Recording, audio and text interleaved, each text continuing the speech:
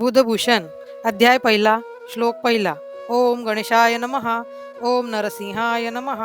देवदानव कृतस्तुती भागम हेलया विजितदर्पितनागम भक्तविघ्नहनने धृतरयत्नम तम नमामि भवबालकरत्नम नमामि। अर्थात आपल्या हिंदू धर्मामध्ये कोणत्याही शुभ कार्याचा प्रारंभ श्री गणेशाचे आणि कुलदैवतेचे पूजन करूनच केला जातो।